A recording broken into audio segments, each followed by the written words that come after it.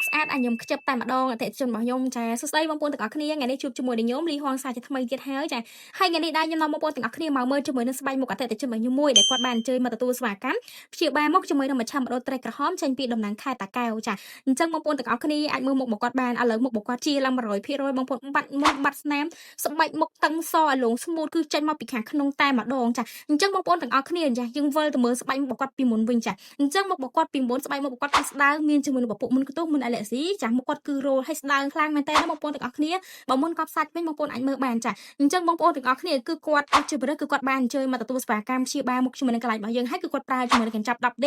ក៏ដូចជាគាត់បានអេដជាមួយនឹងសេវាកម្ម 10D បន្ថែមបងប្អូនចាឥឡូវនេះឃើញថាមុខរបស់គាត់ជាស្អាតឡើង100%បើមិនជាពេកបងប្អូនឃើញមុខអាឡាខ្ញុំខ្ជិបអញ្ចឹងបងប្អូនដឹងហើយចាអញ្ចឹងចំពោះពុកប៉ែបងប្អូនណាដែលគាត់មានបញ្ហាមុខមុនខ្ទុះមុនកប់មុនអាឡែស៊ីមុនអាឡែលួយចានិយាយទៅមិនថាមុនកម្រិតណាក៏ដោយមុនយូរឆ្នាំប៉ុណ្ណាក៏ដោយបងប្អូនមានបញ្ហាមុខខ្មៅស្អាតមុខជាំបងប្អូនទាំងអស់គ្នាចង់ដឹងតាក់ទងទៅលើការព្យាបាលបងប្អូនទាំងអស់គ្នាអាចធ្វើការថតមុខចូលក្នុង page ឬក៏អាចអញ្ជើញមកដល់ទីតាំងរបស់យើងផ្ទាល់បានណាចំពោះទីតាំងខ្ញុំនៅខាងត្បូងផ្សារតកែវជាប់នឹងកន្លែងផ្ញើម៉ូតូឬក៏បងប្អូនអាចតាក់ទងតាមលេខ Telegram បានចាឥឡូវហ្នឹងគឺចិត្តដល់ចារដូវកាលចាចូលឆ្នាំរបស់យើងមកទៀតហើយអញ្ចឹងចំពោះបងប្អូនណាដែលគាត់ចង់បានស្បែកមុខស្អាតបាត់មុនបាត់ស្នាមចំណាយលុយម្ដងត្រូវកោដៅចំណាយលុយម្ដងគឺជាចំណាយលុយម្ដងគឺបាត់បងប្អូនទាំងអស់គ្នាកុំភ្លេចមកឆាំដូរត្រីក្រហមចាជាស្ដីបងប្អូនទាំងអស់គ្នាអាចមើលជាមួយនឹងភ្ញៀវរបស់យើងចាភ្ញៀវរបស់យើងគឺអញ្ជើញមកជារៀងរាល់ថ្ងៃតែម្ដងចាអញ្ចឹងបើកន្លែងរបស់យើងមិនជាចាព្យាបាលមិនជាព្យាបាលបាត់មិនមែនអតិជនមកពេញអញ្ចឹងឯណោះចាអូខេបងប្អូនទាំងអស់គ្នាអញ្ចឹងបងប្អូនកុំភ្លេចចង់បាត់ស្បែកមុខស្អាតបាត់មុនបាត់ស្នាមចំណាយលុយម្ដងត្រូវកោដៅចំណាយលុយម្ដងជាចាកុំភ្លេចមកឆាំដូរត្រីក្រហមចាអរគុណច្រើន